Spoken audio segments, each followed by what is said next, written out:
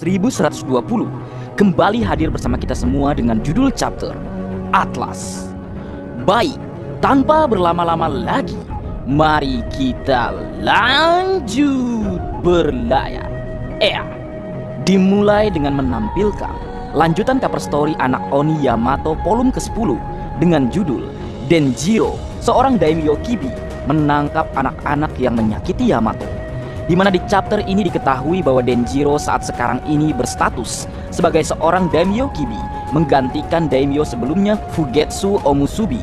Dengan terungkapnya hal ini, dapat dipastikan bahwa kemungkinan Akazaya Nine seperti Kinemon dan Kawamatsu juga berperan sebagai seorang daimyo di masing-masing wilayah Wano.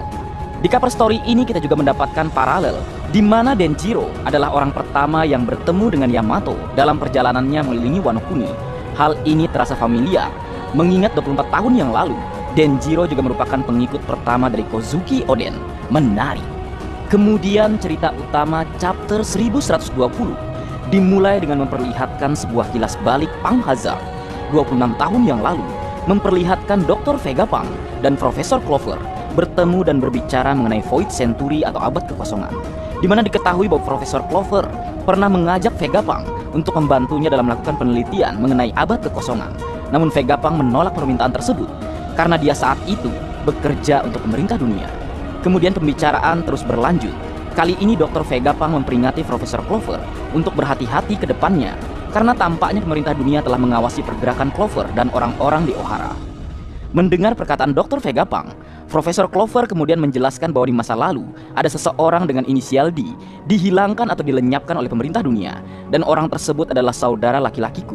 Dia memiliki nama asli Climb D. Clover, di mana dapat terlihat sebuah panel detik-detik kematian dari Climb D. Clover. Mendengar hal tersebut, Dr. Vegapunk terkejut sambil berkata, "Maaf Clover, aku tidak bisa membantumu." Terlihat Dr. Vegapunk mulai berjalan kembali ke tempat penelitiannya dan berkata, "Aku akan melupakan apa yang baru saja kau katakan Clover." Mendengar hal tersebut dari kejauhan, Profesor Clover berteriak sambil berkata, "Vegapunk, aku akan menyelesaikannya, tunggu saja, aku bisa mendengar suara datang dari masa lalu." Yang telah lama bersembunyi akan bermunculan satu persatu. Dan benar saja, di Arch Egghead setidaknya 6 karakter terungkap sebagai penyandang nama D. Dan ini tentunya di masa depan akan banyak keluarga D lainnya yang terungkap, yang siap berhadapan dengan para dewa Tenryubito, kaum naga langit. Menarik ditunggu. Kemudian adegan berpindah ke 22 tahun yang lalu, memperlihatkan Dr. Vegapunk dan Kaisar Clone menerima berita Ohara dihancurkan oleh Buster Call, di mana di adegan ini terlihat Vegapunk tampak sedih mendengar Profesor Clover dan orang-orang Ohara telah tiada. Kemudian adegan berpindah tepatnya di Labo Fest, memperlihatkan Roronoa Zoro dan Jinbe berada di Sanigo setelah sebelumnya di chapter 1117 Roronoa Zoro berhasil menghempaskan Nasujuro. Di chapter ini terlihat Lilith meminta yang lainnya untuk tidak lepas landas karena Lilith mengetahui bahwa Nasujuro akan menyerang mereka saat mereka berada di udara.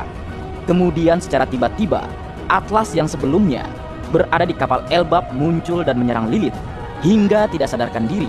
Melihat ada yang aneh, Zoro kemudian berteriak pada Atlas atas tindakan yang dia lakukan. Atlas pun menjelaskan bahwa dia mematikan perangkat di kepala Lilith agar York tidak dapat mendeteksi keberadaannya, dan kemudian Atlas pun berbicara kepada seluruh orang di Sanigo untuk menjaga Pang Lilith dan meraih Nasujuro dan membawa Nasujuro terbang keluar dari Labo Fest. Kita melihat Atlas, Pang 05, Dr. Vegapunk berkorban dengan cara meledakkan dirinya bersama dengan Nasujuro agar Sanigo dapat kabur dari Labo Fest. Di mana adegan ini terlihat menyedihkan karena Atlas juga berkorban agar Luffy dan yang lainnya bisa keluar dari Pulau Egghead, yang artinya hanya 2 Pang Vegapunk yang tersisa. Mereka adalah Pang Lilith di pihak Luffy dan Pang York di pihak Gorosei. Di chapter kali ini juga kita dapat mengetahui betapa hebatnya bentrokan haki antara Roronoa Zoro dan Nasujuro di chapter 1117 karena mampu menghempaskan Nasujuro sangat jauh. Ini menandakan level haki Roronoa Zoro sudah berlarian Luffy dan kawan-kawan. Terlihat Emmet atau Iron Robot berbicara dengan kapten tercinta kita, Baka Shencho Monkey D. Luffy, sambil berkata, "Aku senang bertemu lagi, Joy Boy." Mendengar perkataan Iron Robot, Luffy tampak bingung dan mencari tahu siapa sosok yang dibicarakan Iron Robot. Terlihat adegan Iron Robot melihat tingkah polos Luffy. Kemudian Iron Robot berkata, Aku sedang berbicara denganmu. Silahkan saja, musuhmu adalah musuhku. Aku senang bisa bertarung untukmu lagi, Joy Boy, ucapnya. Mendengar hal tersebut, Luffy tampaknya terkejut dan berkata, luar biasa, jadi kau bisa berbicara. Kemudian Iron Robot berkata, Joy Boy dalam bahaya, aku akan melindunginya.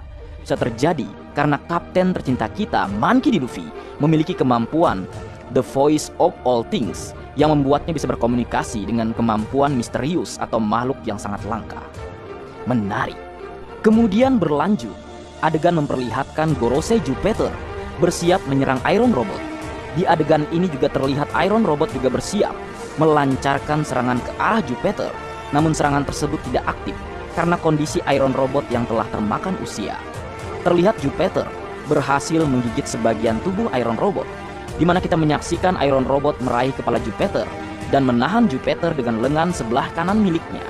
Di saat yang bersamaan, Gorosei Saturn muncul dan melompat ke arah kapal Sanigo menggunakan tubuh Jupiter, di mana terlihat Saturn berdiri di tengah-tengah kapal Elbap sambil menatap Kuma dan Jewelry Bonnie. Lalu kita menyaksikan kapal Sanigo telah mengudara dan siap mendarat ke atas laut. Kita juga diperlihatkan sebagian kepala Nasujuro hancur setelah terkena ledakan Atlas sebelumnya. Kemudian di salah satu panel yang epic terlihat Gorosei Walkway dan Jupiter bersiap untuk melenyapkan Iron Robot, di mana Iron Robot berbicara kepada Luffy. Diriku kacau balau, jadi ini adalah momen tepat untuk berbicara denganmu, Joy Boy.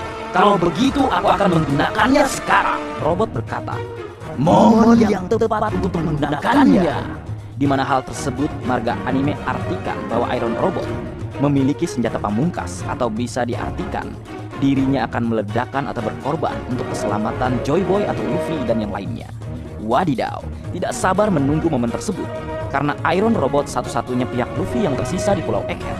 Dengan kondisi yang rusak parah, jalan satu-satunya yang Iron Robot lakukan mungkin hanya dengan meledakkan dirinya. Wadidaw, menarik itu. Lalu sebagai penutup chapter 1120, terlihat Dr. Vegapunk berbicara bahwa selama ini Raja Bajak Laut Goldie Roger adalah seseorang dengan nama atau penyandang nama dia. Di mana terlihat di panel terakhir chapter 1120, orang-orang di Impel Down terkejut setelah mengetahui bahwa Roger selama ini merupakan seorang dengan nama Di, karena selama ini nama Di-nya ditutupkan dengan